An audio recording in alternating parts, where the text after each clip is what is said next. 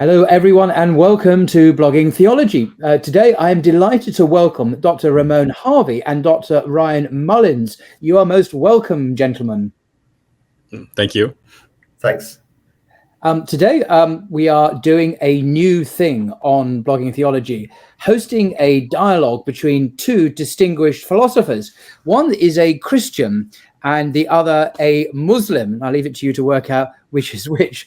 And they have chosen to explore a fascinating subject, God and time in Islamic thought. But before we commence the dialogue, I just want to introduce our two esteemed guests.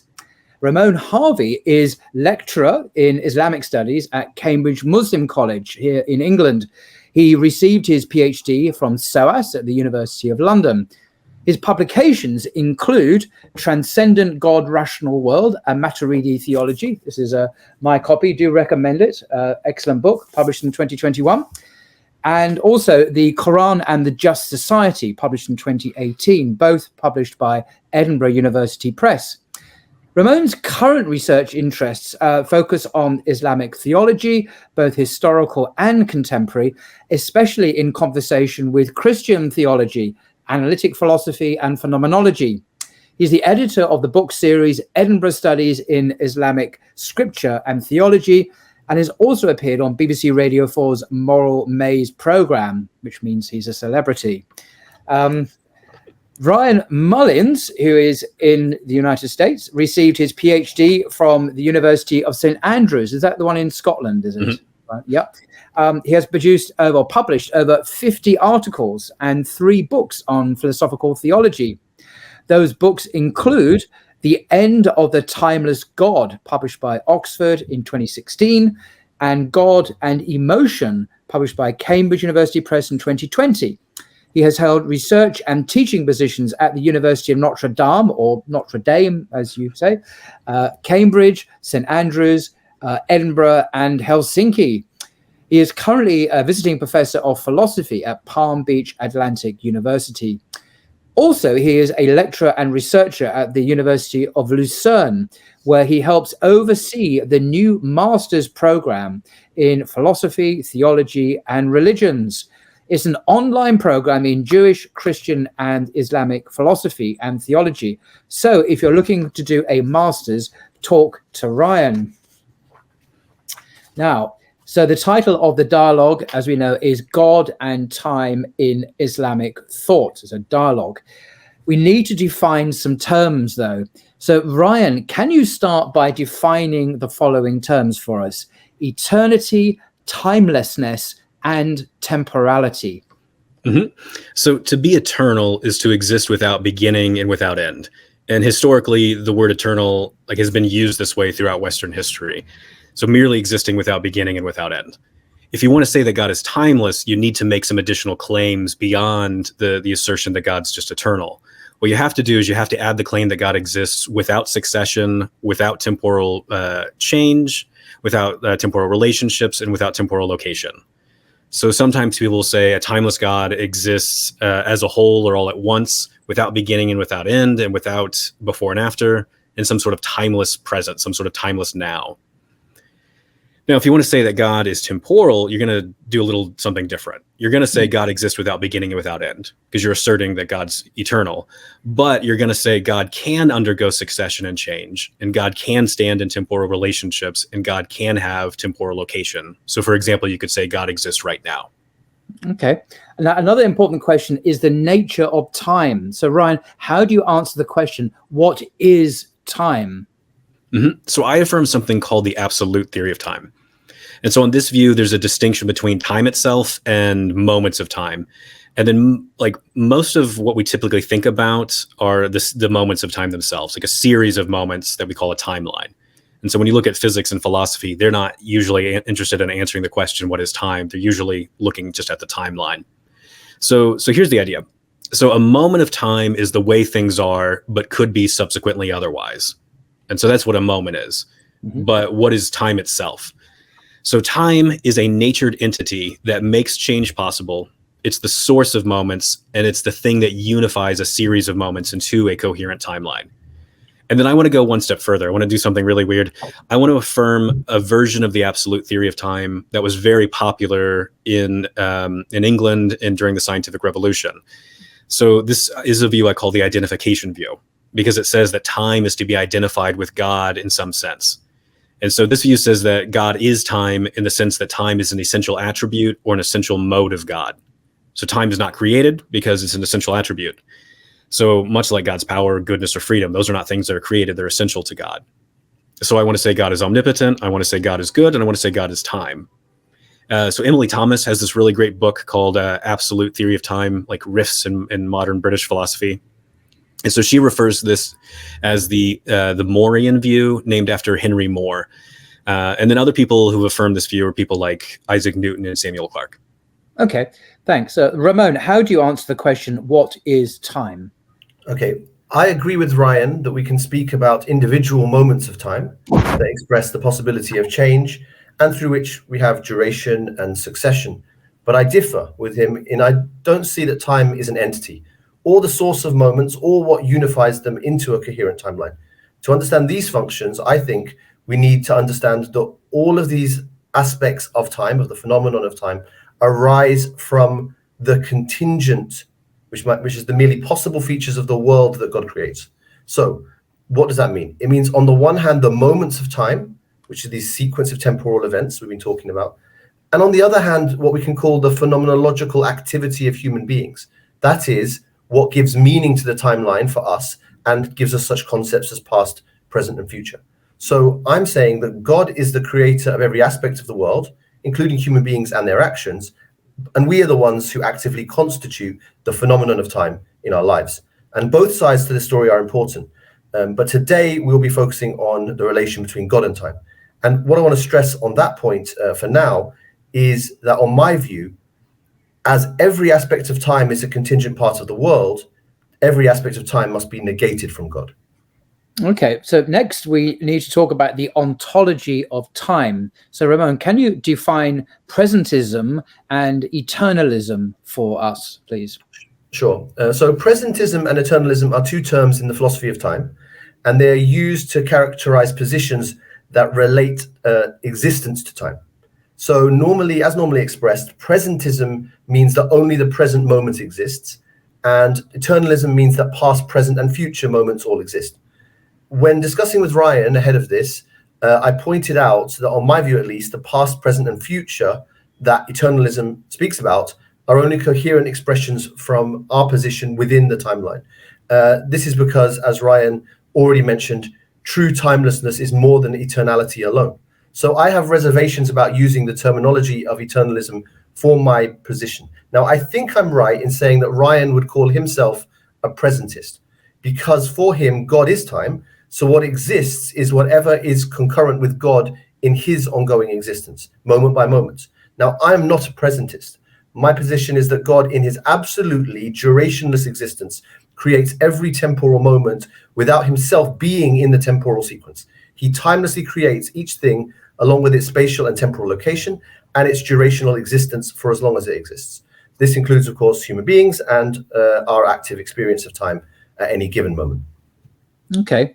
Now, Ramon is going to be defending divine timelessness today. It will be helpful for people to hear about some historical figures within Islam who affirm divine timelessness. Who are some Islamic philosophers and theologians who affirm that God is timeless? Okay, so the major reference and inspiration for my Islamic position of divine timelessness is a theologian from the 10th century Samarkand called Abu Mansur al-Maturidi. And he gives his name to one of the two main schools of theology in Sunni Islam. I find him a massive inspiration and just a brilliant and unsurpassed theological mind.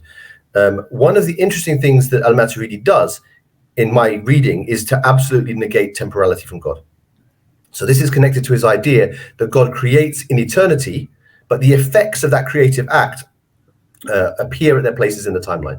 What I've recently been finding very interesting is that many figures of his era and those that followed him in the Sunni theological tradition, though they uphold God as beginningless, endless, and changeless, they do not negate all duration from God. Rather, God is still envisaged as existing in a kind of ongoing way, from eternity before the creation until now and then forever. This is not usually thought of as a temporal position, I should be clear, in the Islamic tradition.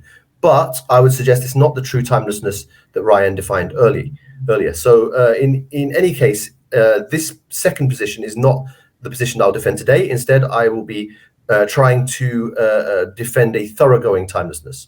And apart from al-Maturidi, I can reference another figure who it seems held to a fully timeless understanding of God. Though for that, I'm relying on the reading of my colleague, Laura Hassan. In her book, she mentions the 12th century scholar Tajuddin Shahrastani as arguing for such a timeless conception. He's claimed as an Ash'ari, but also sometimes as an Ismaili, the Ash'aris being the other Sunni, one of the other Sunni schools of theology. But for the purpose of the present discussion, I'll be working from al-Maturidi as well as my own theological ideas. Okay, thank you. Now, Ron is going to be defending divine temporality. Who are some Islamic figures who affirm that God is temporal? Yeah, so I need to start by saying I don't know the full story here because I'm still an amateur at Islamic philosophy and theology, but I can give you some names at least. Okay. So if you look at the work, it works in like the Oxford Handbook of Medieval Philosophy, and then a lot of the work from John Hoover. You start seeing different names in the Islamic tradition who affirm that God undergoes change and succession to some extent. And then, excuse me, because I'm going to butcher all these pronunciations. So in the 9th century, there's this Islamic group called the Karamists. They affirm divine temporality. And then when you look in the 11th and the 12th century thinkers like Abu al-Ma'ali al-Juwani, Fakhr ad-Din al-Razi, and Abu Barakat al-Baghdadi. And then at least on one reading of al-Juwani, his views on God and time look almost identical to the contemporary Christian philosopher Richard Swinburne. Amazing. But Ramon and I were talking about this about a month ago, and he was showing me the text, and the text looks like it's open to different interpretations. So I'm not 100% certain what's going on there. At least on one reading, it looks like Swinburne, and then other readings, I'm going, this might just be incoherent. Okay, so can I just ask, do you think Richard Swinburne, who's a very famous and somewhat elderly, bless him, British philosopher of religion, do you think he actually had read al-Juwani and kind of borrowed the idea? Or was that? I don't know. This is a good question. I've had a lot of conversations like this with some of my friends, because Swinburne, he does not show his homework all the time. Wow. So when you're reading through a lot of his work, he's mentioning all these ideas from these different time periods, but he's not citing figures. But he does seem to have this really deep understanding of history of like the early church fathers and Christianity. I know he did a lot of reading with Richard Sorabji, so he's very aware of these different thinkers, but he never cites them. So I don't know, but that's a good question. Yeah. Sorry to interrupt. Yeah, no, that's a good question. What else? Oh yeah, so I want to mention one other person though that I think is really fascinating.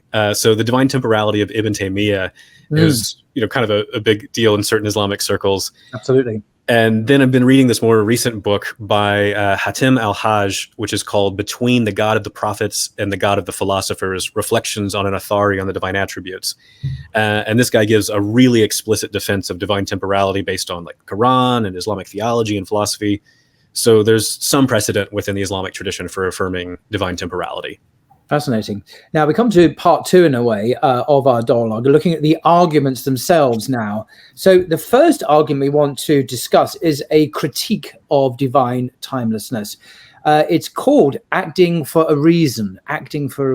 So Ryan, take us through the argument, if you will.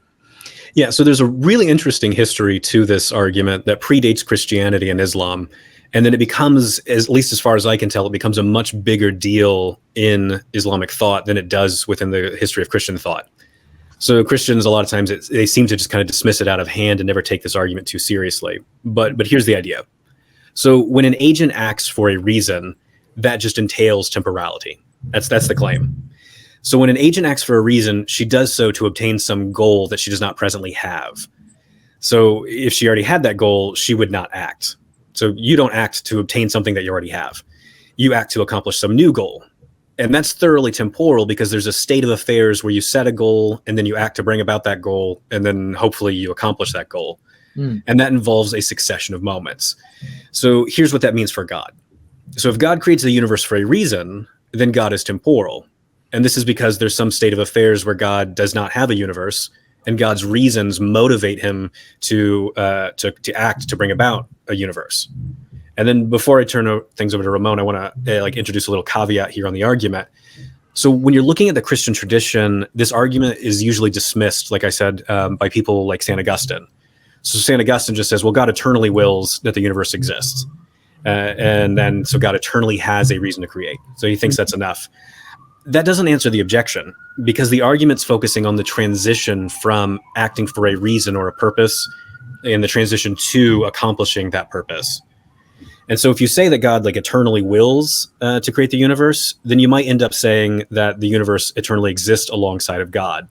And Augustine's aware of that problem, but he just goes, I don't have enough time to talk about it right now. It kind of like sweeps under the rug. And so I find that dissatisfying. He was a busy man being a bishop and whatnot. So. Right, yeah. Okay, Ramon, how do you want to respond? Okay, so this argument raises the following dilemma. If God acts for a reason, then he acts temporally.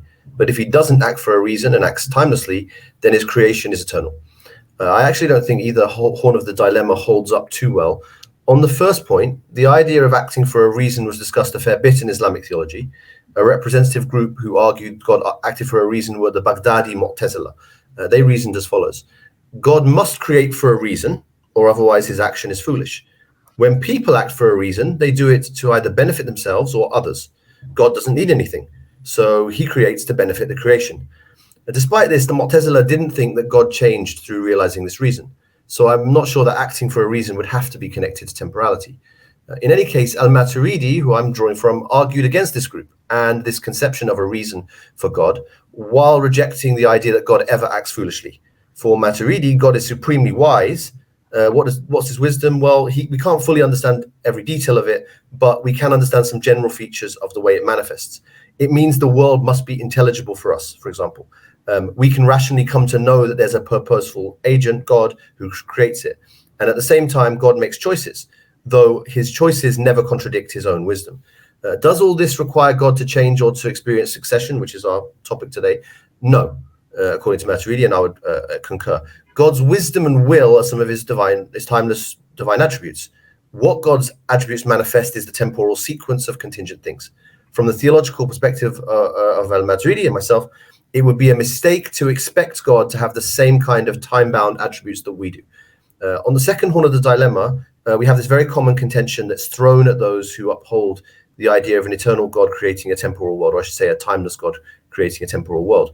The alleged problem is actually heightened from al-Maturidi, you could say, because he holds that God's creative action is complete with him in timeless eternity. So he actually does hold to these timeless actions. But yet the effects of God's action appear as the timeline. So some critics in the past and today argue, well, if there's an eternal cause, it must have an eternal effect. And I think this misunderstands the nature of the eternal timelessness that I want to defend.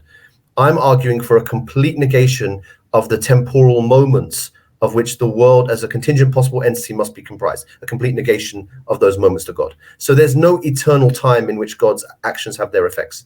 Rather, what is the effect of God's actions? Well, it's nothing other than this created temporal sequence. And God has the power to delimit it as he wishes. So there's nothing, in my view, logically impossible or incoherent about God creating such a sequence, a temporal sequence, with a finite first term, which is then you get to a temporal world.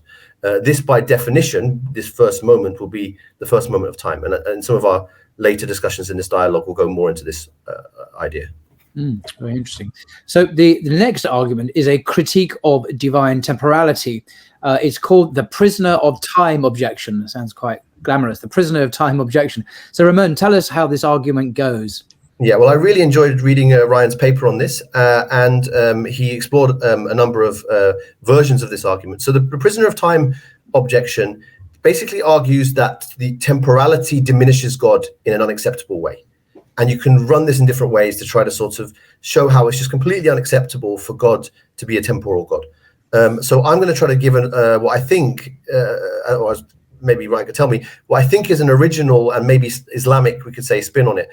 So I want to make use of a famous cosmological argument for God called the contingency argument. And this argument was used by Islamic philosophers, especially Ibn Sina, as well as Muslim theologians. In the Western tradition, it's sometimes called the Leibnizian cosmological argument. We don't have time to get into the details of this argument, and it can be formulated in various ways anyway, but I will give enough of a flavor for anyone who hasn't come across it. Yeah. So the basic idea is that we observe the world and quickly see features that are contingent. That is, they're merely possible and not necessary. For example, I have a beard and Ryan does not. I wondered if maybe Ryan would quickly grow a beard before the... I thought about it. But he didn't. He didn't grow it, so we're safe. But we are confident that it is at least possible to be the other way around. So me being clean shaven and Ryan with the beard. But what decides which possibility is realized? Ultimately, so the argument goes, there must be an entirely necessary being, i.e. God, to ground all of these possibilities. Otherwise, we have a vicious regress. So that, in a nutshell, is the contingency argument. It's much discussed in the literature, and not everyone accepts it, but it's generally held to be a pretty powerful argument. Now, I will argue that temporal location is an aspect of contingency. God, I will argue, cannot be contingent by existing in a temporal location. For him to be so would make him subject to a distinct necessary entity, i.e. he would be, you would need this distinct necessary entity to explain this aspect of contingency, and so he would no longer be God in that case. So here's my argument. So temporal location is a contingent property.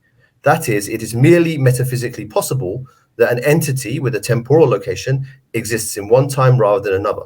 It could exist here or it could exist there. Second, if an entity has even a single contingent property, then it is dependent on a distinct necessary entity with only necessary properties. So this is the part that depends on the contingency argument. So on the view of divine temporality, which Ryan's been defending today, God possesses a temporal location. That's one of the key things that he said from the outset. So now, what conclusions can we draw from this kind of combination of premises? Well, if God possesses a temporal location, and a temporal location is a contingent property, then God must have a contingent property.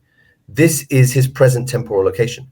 He's not always at that location. Sometimes, I mean, even in one moment, he'll be somewhere else at this next location. That's the essence of contingency or mere possibility. I then conclude that such a temporal God is dependent on a distinct necessary entity. That is, if he has a contingent property, he must be subject to this result of the contingency argument. Obviously, this depends on the contingency argument going through. Finally, I conclude that a God, so to speak, that is dependent on another necessary entity that's distinct from him is not in fact God at all. Rather, this distinct necessary entity is God, or should be God. So what I'm suggesting is that either my argument is successful, but then the temporal God isn't really God, or, as my other starting points seem controversial, maybe, we ought to deny the assumption of the temporal location of God. In either case, we break our conception of God out of the prison of time. I like the nice rhetorical flourish at the end there. So, Ryan, how would you like to respond to the prisoner of time objection? Yeah, so I want to first start by saying this is a much better version of the prisoner of time objection that I typically encounter, because the paper that Ramon read that I published ages ago, I was just desperately trying to find just some version that just wasn't absolutely terrible, because they're all terrible. So what Ramon's presented is actually interesting. It's got some teeth. I can easily identify what the argument is. So this is really good. This is good stuff. So here's what I'm thinking for my response. So I want to say, yeah, I agree that in order for God to be the ultimate foundation of reality, he must necessarily exist. So I want to go, yes, necessary existence. God's existence is absolutely necessary. And then I want to further agree that God's essential attributes are had by God necessarily. So God is necessarily and essentially omnipotent, perfectly wise, and perfectly free. Here's where I disagree, though. So I do not believe that God has to be free of all contingency, because I think that God's necessary and essential power and freedom entail contingency in God. So omnipotence. Omnipotence is the most power-granting set of abilities and no liabilities. And the ability to perform free actions, that falls into the domain of the most power-granting set of abilities. So omnipotence entails perfect freedom. And I think that God's perfect freedom involves two things. So God is perfectly free in one, God is the source of all of his intentional actions. And then two, God has the ability to perform some action A or refrain from performing some action A. So basically God has options. And so here's what that means. Here's what this looks like. So imagine God prior to creation, just all alone prior to creation. So God necessarily exists and God is perfectly free. God is free to create this universe, create a different universe, or just say, I don't want to create anything at all. Like, those are God's options. Now, that kind of freedom necessarily involves contingency in God, because it necessarily entails that God has power that can be exercised in a variety of contingent ways. So if God decides to do nothing, well, then God has the unactualized power to create. If God decides to create this universe, well, then he has the unactualized power to create, a different universe. So So being necessarily and essentially omnipotent and perfectly free just entails some contingency in God. It entails that God's will can be contingently exercised in a variety of ways.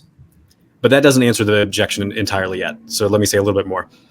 So part of what Ramon is asking for is an explanation for why God exists at any given moment of time.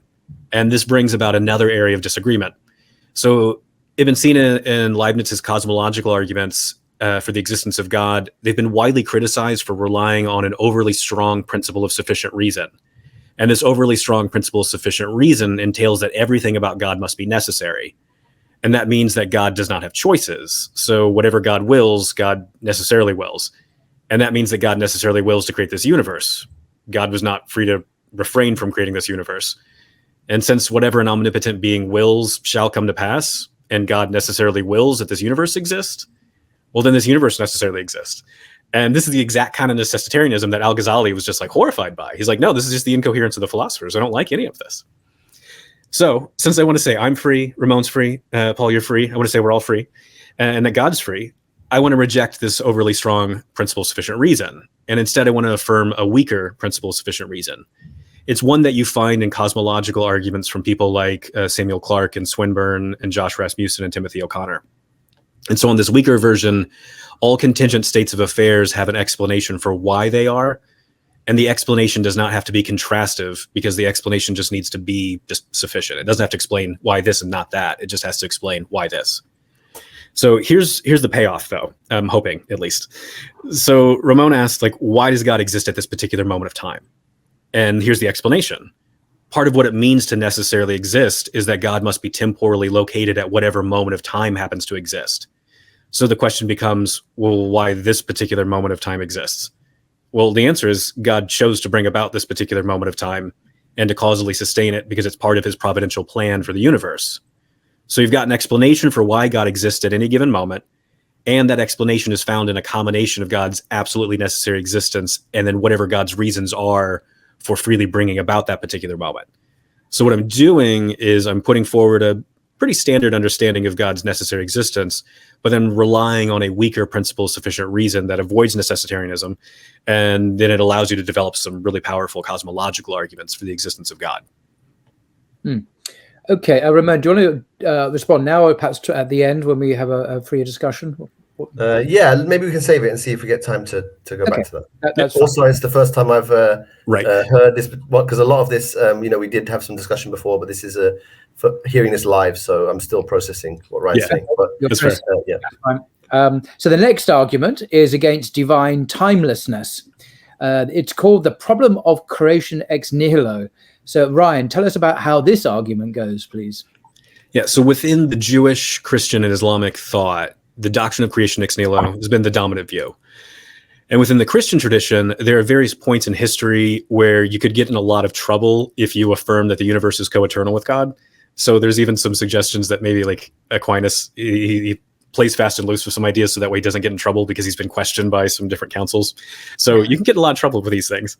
But for some reason today, Christian philosophers and theologians, they've forgotten the full meaning of the doctrine of creation ex nihilo. Interesting.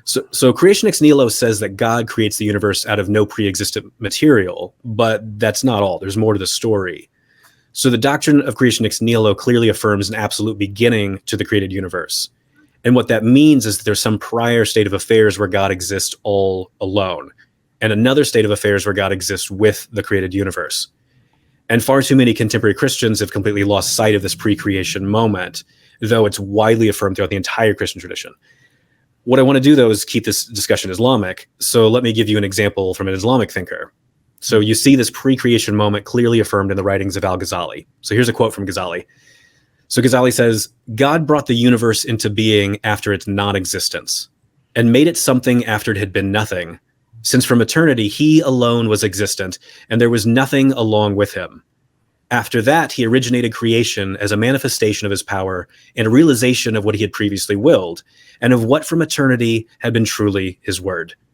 He did this not because of any lack of it or need of it. Okay, so I want you to notice a few different things in this passage from Ghazali.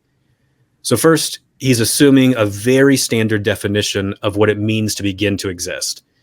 So in the history of philosophical theology in the West, it was affirmed that something begins to exist if it is preceded by non-existence. You even see Ibn Taymiyyah affirm this very explicitly. So if the universe begins to exist, then it must be preceded by non-existence. And then second, I want you to notice that Ghazali clearly affirms the entailment from this. So there's a state of affairs where God exists all alone. So for Ghazali, this pre-creation moment where God is all alone is a timeless state of affairs. And that's just a very popular position in the Middle Ages. Like pretty much everyone says this. Yeah. Now also notice though that Ghazali says that there's a state of affairs where God exists with the universe. So that's Ghazali, that's what he's saying. Here's the point that I want to make. How can God be timeless throughout all of this? Because I think all of this clearly entails divine temporality. God exists alone and then transitions to existing with a bunch of cosmic stuff. So you've got God all alone and God with a universe. And I want to say that's a clear case of succession in the life of God. And then I want to point out one more thing before we ask Ramon to respond. So I believe that the doctrine of creation ex nihilo, it's incompatible with the B theory of time, or this eternalist ontology of time that we spoke about earlier. So some contemporary philosophers like Paul Hellman, Catherine Rogers, they affirm timelessness, and then they also affirm this B theory of time. And then they point out there's a very clear entailment for this view. They both affirm that there is no state of affairs where God exists without creation. And then they both affirm that God and the created universe are co-eternal. Well, that's just incompatible with the doctrine of creation out of nothing's affirmation of a pre-creation moment where God exists all alone. Interesting. So, Ramon, how do you want to respond to that? Okay.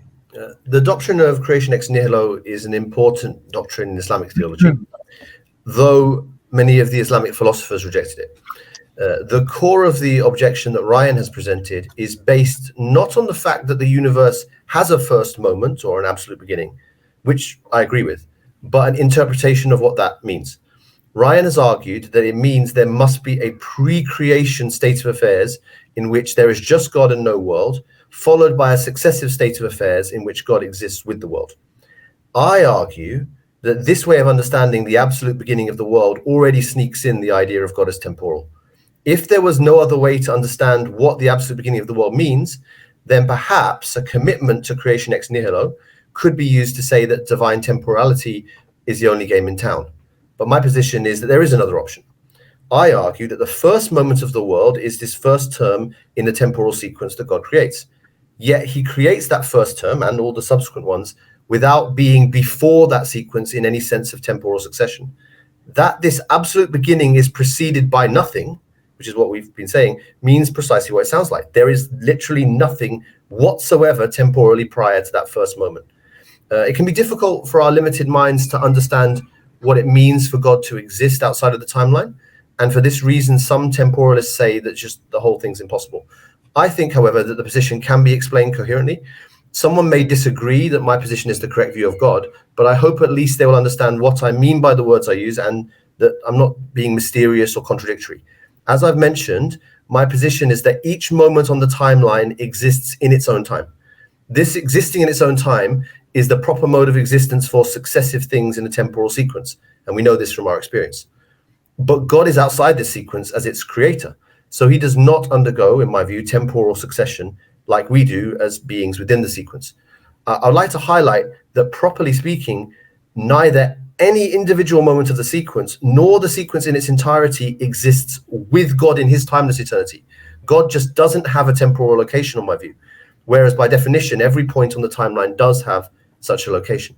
Something that might help to understand this, that I was thinking about, and how creation ex nihilo fits in, is to consider the doctrine of Muslim philosophers that the universe is past infinite. So they deny creation ex nihilo.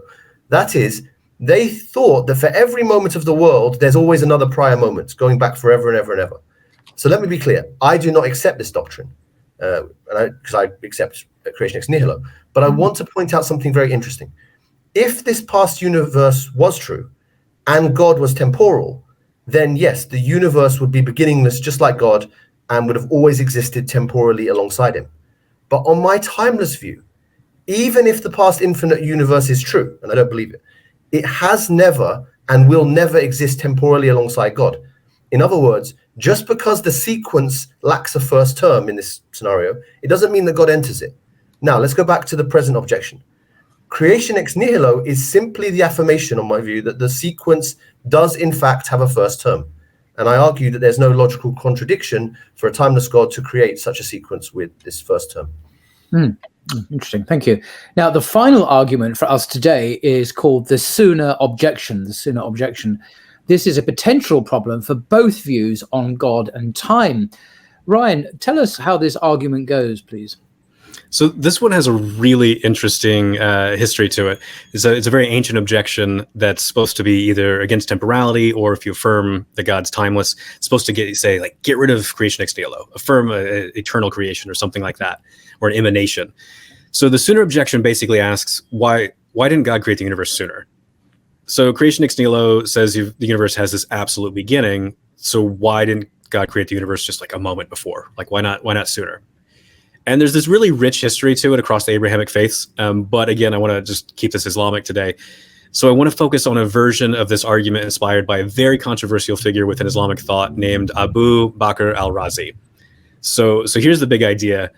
So we say God's perfectly rational, so always acts for a reason. Seems good. God cannot act without a reason. God cannot act arbitrarily. Yet before God creates the universe, he's confronted with a seemingly endless succession of moments at which he could create. So why did he create at that particular moment instead of, an earlier moment or a later moment? Each moment is just as good as any other to create a universe. So it seems like God must just kind of select at random, like that moment, I guess. I'll do that. Why not? Well, what if God selects at a random moment? Then he's going to be acting arbitrarily, and that just goes against perfect rationality. So what do you do to avoid the sooner objection? So what I'll do is I'll give al-Razi's response, and then we'll have Ramon do his, and then we'll look at my somewhat inspired, al-Jawani inspired response. But here's what al-Razi says, and I love this. It's just so anyway, he says God does not create the universe, and you might be thinking, well, hang on, how did we get the universe? The only way to create a universe at a particular moment would be to act arbitrarily. God can't do that. So for al-Razi, God is not the only eternal substance that exists. There is also an eternally existent world soul. And this world soul is foolish, and it can act arbitrarily. And what this foolish world soul does is just arbitrarily selects a random moment to create the universe. And you might think, like, I'm sorry, that's just nuts. Like just positing the idea of a foolish world soul is just crazy. But al-Razi is going to be like, no. This is a perfectly rational position to affirm. Because look at the universe around you. I mean, does that really look like the product of a perfectly wise being? Of course not. No. This is the product of a foolish world soul, and we are just in the process of God cleaning up the mess. So that's what al-Razi would say. Extraordinary. So how do you want to respond to this sooner objection, Ramon? Okay, so I think that my answer to the previous objection, to the creation ex nihilo one, pretty much covers the sooner objection too, if you think about it. The idea of creating sooner only possibly makes sense if one envisages God temporally existing on his own and then deciding to create the world at a given moment. But on my view, the first moment of the world is just this first term of the timeline, which becomes the reference for the rest of the sequence, whatever that happens to be.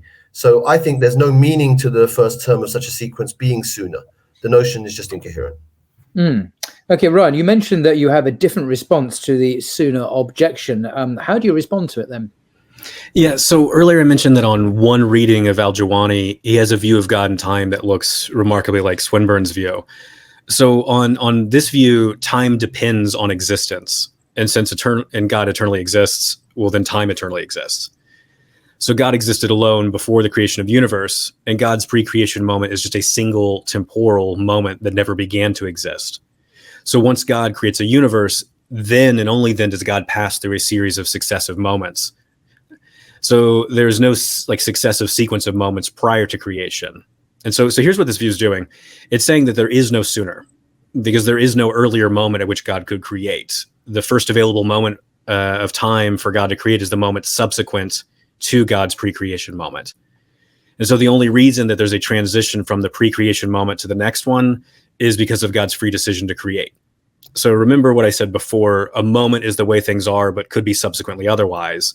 When you've got God existing all alone without creation, there's a way things are. They could be subsequently otherwise. And the only reason they are subsequently otherwise is because God freely decided to create a universe. And so here's what I'm doing. I'm rejecting one of the underlying assumptions in the sooner objection. So Al-Razi's sooner objection, and then all the other versions I'm aware of, they assume that there's this infinite succession of moments prior to creation where there's just like, it just goes boom, boom, boom, just a continual sequence, just a necessary flow. And you see this in Isaac Newton. Like, he affirms this, and when Leibniz gives the same objection to him, he's like, you've got this problem here, what's going on? So what I'm doing is I'm just saying that assumption that time necessarily flows from moment to moment to moment, I'm just saying that's false. And now Al-Razi is going to say the only reason you would deny that assumption is because you've been spoiled by theology. And I do have a PhD in theology, so maybe there's something to this. But I think he's asking me to affirm some metaphysical views that I don't have to affirm, that I can just reject. Okay. Well, thank you for that, gentlemen. So we're now the final stage is closing reflections on what has been discussed. So basically, this is open-ended. So Ramon or Ryan, do you have any concluding reflections on what's been discussed? So there are lots and lots of questions, obviously. I mean, I could make some brief closing reflections. I would like to thank Ryan for being such an interesting dialogue partner. We, as you can tell, went back and forth on this and kind of built this up. And it's been really interesting for me, having thought about some of these things before, but it forced me to kind of think more clearly about specific topics and, do things I hadn't done before. So I really appreciate that. And also as well, yourself, Paul, for kindly hosting us today. It's been wonderful. But with respect to the topic, I would like to kind of, as a sort of closing statement, sort of say that I think I've been able to show how a thoroughgoing position of divine timelessness, which I've kind of drawn out of Maturidi, but with my own kind of additions and framing, can answer these various classic objections in a consistent and non-contradictory way. Obviously, Ryan might disagree with that, but I think I've given some kind of credible answers based on my premises. I think considerably more could be said about how to deal with other puzzles and also how to sort of take this in a more technical direction, in professional philosophy terms and so on. And also how these topics relate to other aspects of theology. But I do feel that, at least from my perspective, I've laid out some of the basic principles by which I think that could be done in a way that would be both true to a genuine stream of thought within Islamic theology and within the sort of Sunni tradition, but also respecting kind of contemporary thinking and where the debate is at in philosophy. And I think, or at least I hope, that the people watching this show will see how much Ryan and my respective positions kind of, our arguments kind of flow from these starting principles that we've had. This very first definition about how you define time kind of really lays the basis for everything that follows. And on that level, at some point you do reach kind of first principles. And so I wonder, there might become obviously we can keep going back and forth and seeing really to be on who people think or how we feel we better deal with these different objections back and forth, and whether there's certain arguments that we can't resolve. But in terms of like our own systems, I think Ryan's divine timelessness, though I don't agree with it, I see how it kind of he's able to consistently sort of solve these puzzles with it, and I appreciate that. And I guess the audience can make their own views. And I think that it'd be good to kind of continue this discussion and to find new fruits from it, as well as other topics. So for me, my big research project is trying to identify all the different models of God that you see across the world's religions, and then identify arguments for and against them, so that way we can sit down and figure out which one's the right one. Like that's what I would ideally like to be able to do. But that's a hard project, and it's not a project I can do alone, because I'm an expert in Christian theology. And as I'm going through the history of philosophical theology in the East and the West, I see a lot of overlap in ideas, but I see a lot of divergence in different ways where people consider arguments more significantly than others. And when I was looking through the Islamic tradition, I started seeing, okay, there's some people who affirm my view much earlier on, so that's cool. So my view is not some newfangled 20th century idea. It's actually really old. And then also going, these are some interesting arguments that no one's really debating today. Well, that's unfortunate. We need to bring these debates back into contemporary discussion, see if we can develop them more, see if they're really as strong as they are, or maybe we can just explain why they're not any good. But that kind of ongoing dialogue is something I would like to see, because there's such a rich history here that can be developed in interesting new ways with the tools of analytic theology. So a dialogue like this, I just find fascinating for my own intellectual curiosities, and then also just, I think, good for trying to kind of come to a better understanding of God. I'll observe it. Here we obviously do have a Christian and a Muslim conducting an Irenic dialogue at a fairly advanced level, obviously. And this is not always the case between Christians and Muslims. Even today online, you often get some quite crude polemics and straw manning of arguments and misrepresentations and lacking of depth and lacking courtesy, adab, of course. So just to have this discussion on this platform, I think, is a marvelous thing, and I wish there'd be many more of them as well. And secondly, I know there's a slight irony here that I know, Ryan, you are more or less, your views, your conception of a temporal God is similar in many ways to Ibn Taymiyyah's understanding. And this has been noted by some Muslim friends of mine who are a little scandalized that a Christian should be representing the Taymiyyan position on this subject. And Ramon apparently opposing it. And I'm not saying this is my view, but I'm just saying that comment was made.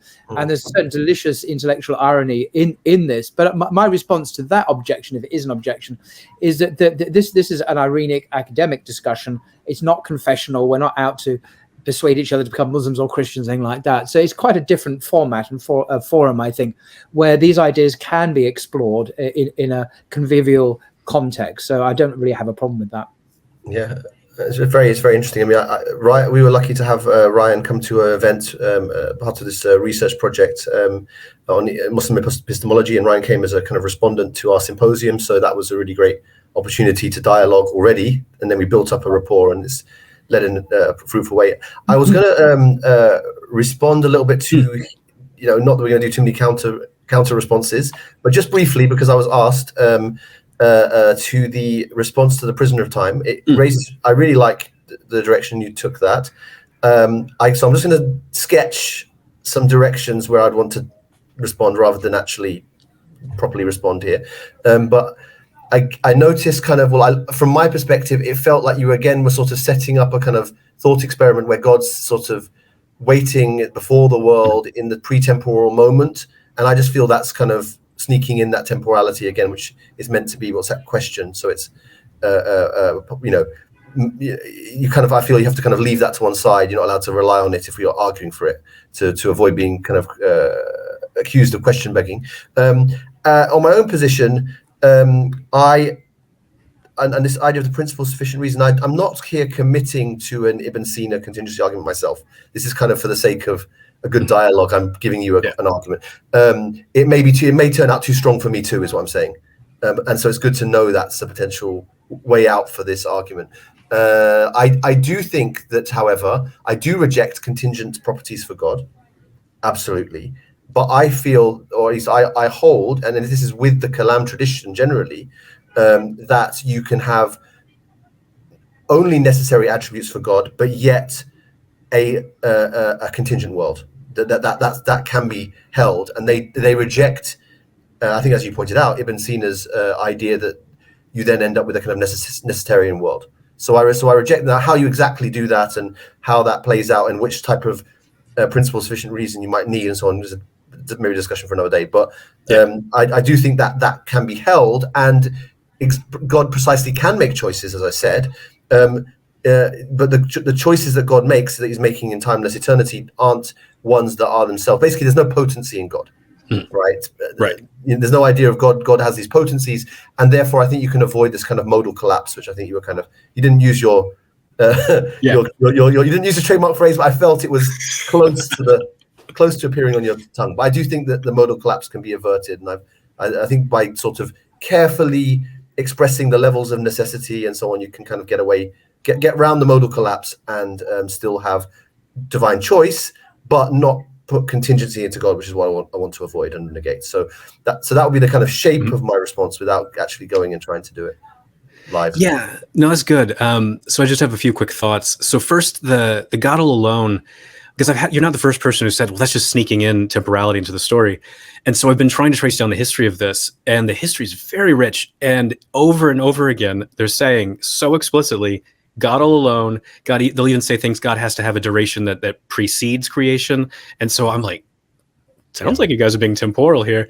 And then there's even this nice book from the 1980s. It's by this guy named Richard C. Dales, and it's called The Eternity of the World in Medieval Debates. And it's just a history of, a few centuries. And that's a complaint he has over and over again. He's like, they're really clear that God exists without creation. There's a state of affairs, but it just looks like it's just like falling into the hands of temporality. And I'm like, well, maybe don't say incoherent things. I don't know. So I don't think it's sneaking in temporality. I think it's just what everyone's affirming. And all I'm doing is just going, if you want to affirm X and you want to affirm Y, well, that entails not X. So this is the problem. But that's a whole long historical argument that I've got in a forthcoming book manuscript, and I can't do it now. The contingency stuff.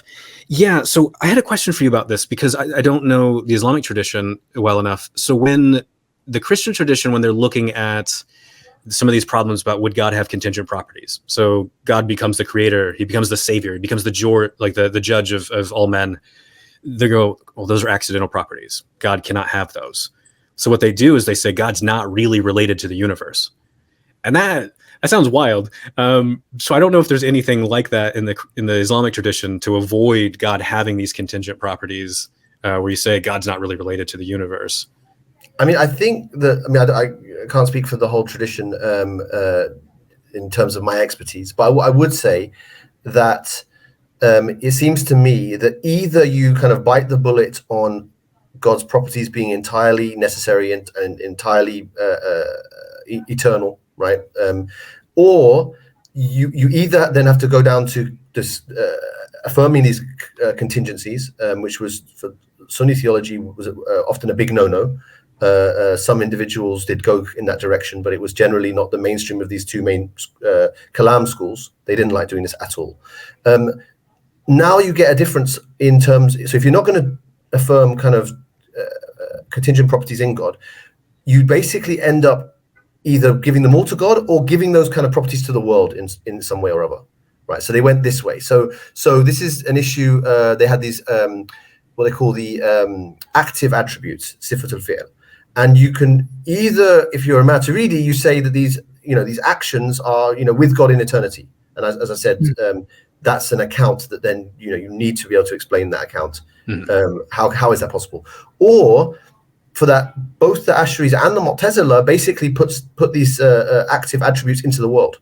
They're just creations, and then you do get into questions about, well, certain things that you feel should be affirmed of God are actually being affirmed as God's creation, and there's examples of this. So that's the way that they did want to hold firm to this idea of sort of the unchanging, non-contingent nature of God. And the way they did this was by shunting those properties into the world or keeping them with God in some divine model. That's my understanding. Obviously, a lot more to be said. But sure. Yeah. No, that putting it into the world is interesting because it's kind of what you see, like someone like St. Augustine, and then on through the Middle Ages, all the way to like Aquinas and Scotus say is when I talk about God being the creator, God doesn't actually have the property being creator. That's just a property that I have that exists in my head alone. So when I say God's creator, I'm really saying something about me. To which I always want to go, no, I'm sorry. I am a competent language user. I know how to use the English language. If I say God's creator, I'm saying something about God, like, because it says God right there, So I'm not saying anything about me unless I'm like really deeply confused, in which case I feel like I should change my language entirely. So it sounds like something similar is going on there. But because I've seen some of the stuff about active attributes, but again, I'm such an amateur with the Islamic stuff, so I need to think about this more. This is good. Very interesting. Any further remarks before we conclude, Ramon and Ron? No, I'm okay. I'm good. I've enjoyed it, and I think it's a good length as well. And I hope we can do a sequel at some point. Inshallah. Yes, God willing, absolutely. I'm just going to recommend a couple of things. This is Ramon's magnum opus to date anyway, Transcendent God, Rational World, a Maturidi theology. If you want to understand Ramon's metaphysics, his theology, his philosophy, it's all in this book. It's very readable, actually. I'm reading it at the moment, very enjoyable. I'm sorry, Ron, I can't recommend it because I've not actually read any of your books, I'm ashamed to say, but what would you like to plug at this stage that might be relevant to what we've been saying? Well, so hopefully within a couple months, I'm going to have a book that's going to come out called Eternal in Love, a little book about a big God, which is going to be about 100 pages. It's got a little bit of devotion, a little bit of sarcasm that I don't normally get in an academic book.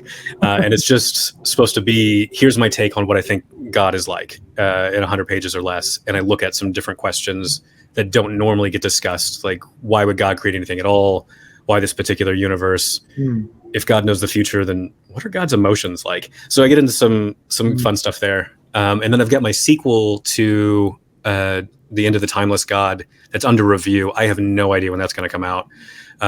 Hopefully next year, but it's going to be called From Divine Time Maker to Divine Watchmaker, Explorations in Divine Temporality, where I go through a lot of the stuff that we did today. And I talk a lot about Al-Razi, Ibn Taymiyyah, Ghazali, a lot of Hindu, a lot of Jewish thinkers, a lot of Christian thinkers. So it's gonna be an expensive academic book. So wait for the Eternal book. Yeah, we will. So the shorter one you mentioned, who's publishing that?